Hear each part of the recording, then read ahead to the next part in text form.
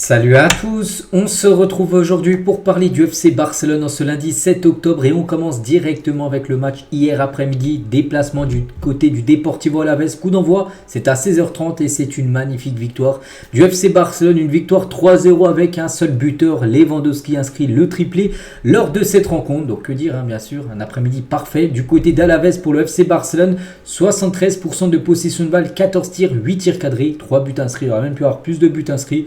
Mais déjà 3-0, tout le monde prend bien évidemment par rapport à ce résultat en plus, c'est un clean sheet. Donc c'est parfait au classement, c'est parfait. Le Barça c'est 24 points, c'est 9 matchs joués, c'est 8 victoires, 0 nul, 1 défaite. Ça a été Osasuna où on se souvient, Hansi avait beaucoup fait tourner. Il aurait certainement mis l'équipe type avec Rafinha, Lamine Yamal, tout ça titulaire. Certainement le Barça n'aurait pas perdu ce match, mais bon, on va pas revenir sur ce match là. Mais pour l'instant le début de saison est très très bon.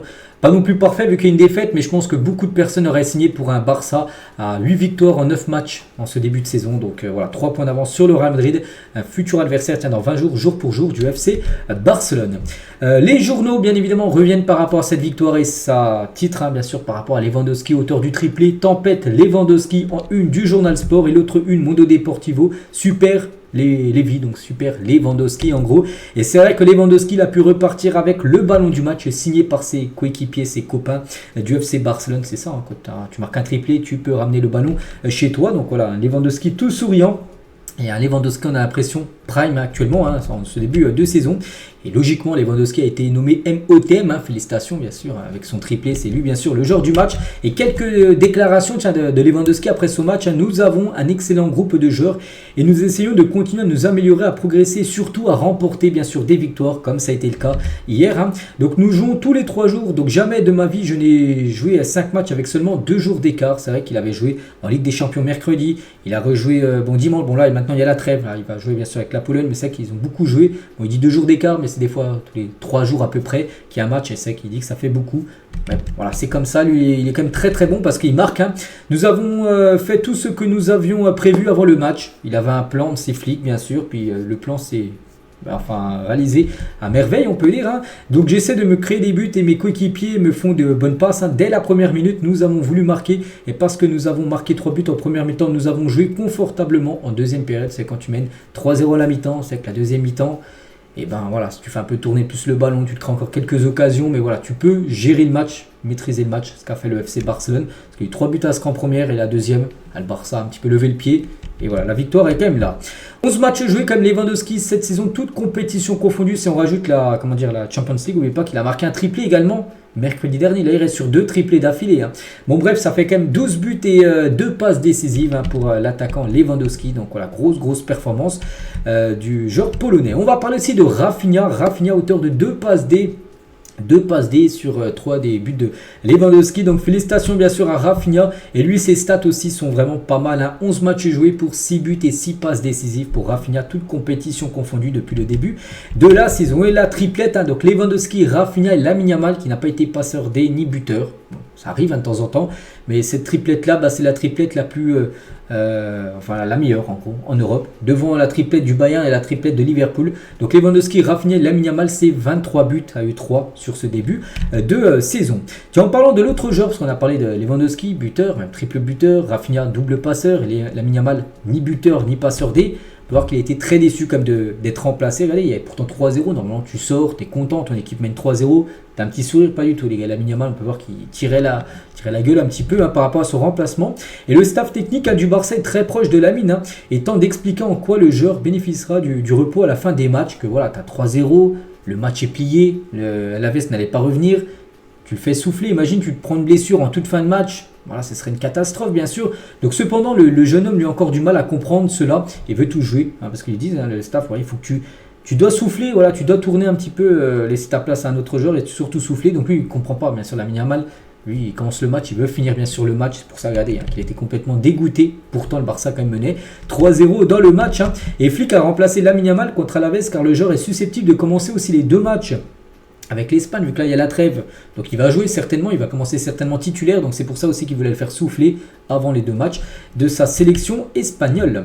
On continue cette fois-ci avec Hansi Flick. Peut-on parler du niveau de Lewandowski cette saison? Flick, il a dit: je pense que nous devrions féliciter déjà tout le monde dans le groupe. Il est tous, il est en forme et je suis content de le voir. Je suis content pour les 3 points et content de la performance de Lévy qui connaît depuis longtemps. Il l'avait eu au Bayern à l'époque. Toujours avec Flick, nous avions en tête le match contre Osasuna. La clé, c'est une excellente première mi-temps. Ça a été le cas bien sûr hier. Nous ne savons toujours pas quelle blessure a Ferran. Bon, maintenant là ça on en parlera tout à l'heure, mais elle a l'air musclée. Nous verrons avec les tests médicaux qui ont été réalisés. Toujours avec Flick, donc je tiens à souhaiter aussi le meilleur à Dani Carvajal. Ça va être un joueur blessé. C'est vrai que bon, il ne joue pas au Barça, mais c'est un joueur, une équipe rivale, le Real Madrid, qui s'est blessé, forfait jusqu'à fin de saison. Il a dit sa blessure avait l'air très grave et il était en très bonne forme, je peux le dire, de Barcelone. Nous lui souhaitons le meilleur, bien sûr, un bon rétablissement, bien évidemment. Il revient sur la blessure de Ferran, donc en gros, il est blessé au biceps fémoral. Voilà, Ferran, donc il est blessé pendant 5 à 6 semaines, on parlera tout à l'heure. Il a dit, voilà, on verra. Mais maintenant on sait parce qu'il a passé une IRM ce matin à Ferran.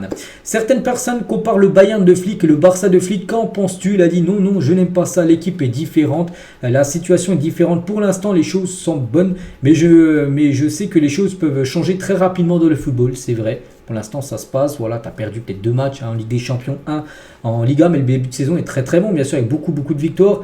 À tout moment, les gars, le Barça peut enchaîner 3-4 matchs sans gagner, avec des nuls, avec des défaites. Et là, bien sûr, on ne parlera pas du tout pareil. Donc c'est pour ça que pour l'instant, ils profitent.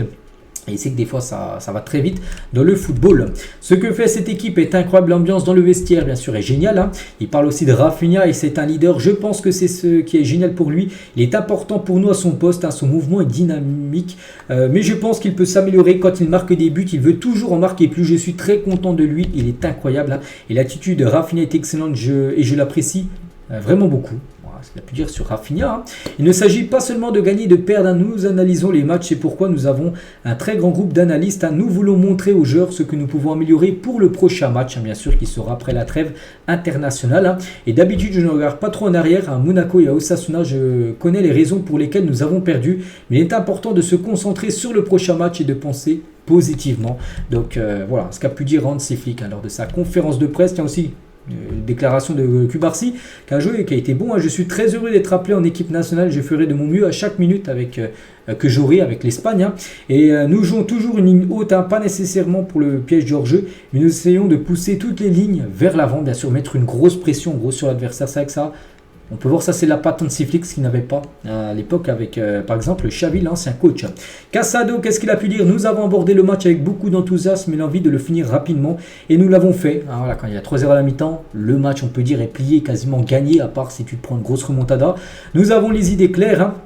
L'équipe m'aide et l'entraîneur me donne confiance et je célèbre chaque ballon et que je gagne comme si j'avais marqué un but. Voilà, ça grinta, on peut dire, de Casado. Et on revient maintenant sur Ferran Torres. Tiens, ça a été juste avant que je fasse ma vidéo là. Donc les examens médicaux réalisés ce lundi matin montrent que Ferran Torres souffre d'une blessure au biceps fémoral. La durée de son absence dépendra de son évolution, donc blessé. Donc il s'est déchiré, je dis l'ischio-jambier droit. Donc en gros, là, ça va être 4 à 5 semaines. Il devrait revenir quasiment après la trêve de Noël, pas de Noël, qu'est-ce que je dis, de novembre, désolé, parce que là il y a une trêve internationale d'octobre, il y en aura encore une autre, la dernière de l'année 2024 en novembre, donc il devrait revenir après. Ces 2 matchs-là. Ferran Torres, on lui souhaite un bon rétablissement. Frenkie de Jong a joué, il a disputé son 215e match du côté du club ce week-end. Donc il a maintenant dépassé Frank de Boer, 214, et occupe la 4e place en tant que joueur néerlandais ayant joué le plus de matchs et le plus de minutes du côté du FC Barcelone. Donc félicitations à Frenkie de Jong. Donc voilà tout ce qu'il y a à dire sur cette rencontre qui a été très bonne, bien sûr. Victoire 3-0. Tout le monde prend ce résultat. Donc maintenant, le programme pour les prochains matchs, c'est simple. Donc là, le 1 et le 6 ont été joués. Donc là, il y a la trêve jusqu'au 20. Et le prochain match est ce match contre le 20. Le Barça contre Séville. Voilà. Puis après, il y aura un autre match. 3 jours après, c'est que là, il y aura l'espace de 6 jours. 6 jours, il y aura 3 matchs. Donc le 20, le 23 et le 26. Donc le 20, Séville. Le 23, le Bayern Munich. Et le 26, un samedi soir. Ça sera le déplacement au Real Madrid pour un classico très important, bien sûr. Donc voilà, il y aura quand même du gros test, on peut dire, dès la reprise des rencontres. Donc voilà les gars, ce qu'il y a à dire aujourd'hui. J'espère que ça vous a plu. Donc c'est la trêve internationale, oui, mais bien sûr, il y a des infos tous les jours sur le FC Barcelone. Donc on se retrouve nous dès demain, bien sûr, pour le prochain numéro. Bonne journée à vous et à demain.